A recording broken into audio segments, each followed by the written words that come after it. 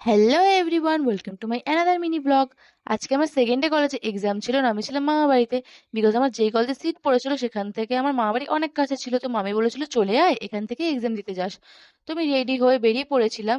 আর দেখেছো কি বৃষ্টি হচ্ছে, সে সকাল থেকে বৃষ্টি শুরু হচ্ছে, থামার নামই করে না। আর এই বৃষ্টির মধ্যে না আমার কোথাও যেতে ইচ্ছে করে না, বাট এক্সাম ছিল, যেতে তো হবেই। সো আমি এক্সাম দিয়ে একেবারে বেরিয়ে টোটো খুঁজছিলাম।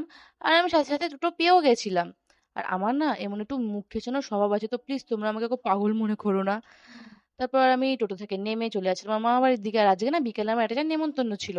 সো একেবারে খেয়ে দিয়ে ঘুম দিয়ে উঠে আবার রেডি হয়ে আমি ক্লিপ নিচ্ছিলাম, বিকজ ওখানে যাব বলে। অ্যান্ড মিট পুচু, দেখেছো, এও বোঝে যে ক্যামেরা কি জিনিস, এই জন্য ও চলে এসেছে পোজ দেওয়ার জন্য।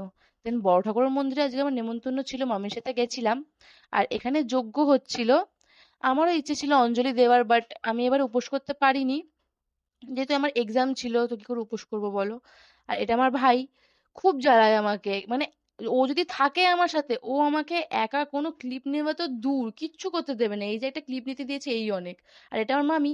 মামি ভেবেছিল হয়তো আমরা ফটো তুলছি, বাট আমি তারপর মামিকে বললাম না মামি, আমি ভিডিও নিচ্ছি আমার ব্লগের জন্য। তারপর বাড়িতে এসে ফ্রেশ হয়ে একেবারে খেলতে বসে পড়েছিলাম উনু। আর দেখেছো ও কি শুরু করেছে বাদরামি। And that's it for today, দেখা হবে অন্য একটা ব্লগে। আর তোমরা যারা আমার ভিডিও ফেসবুকে দেখছো তারা প্লিজ ফলো করে দিও, আর যারা ইউটিউবে দেখছো তারা সাবস্ক্রাইব করে দিও। বাই।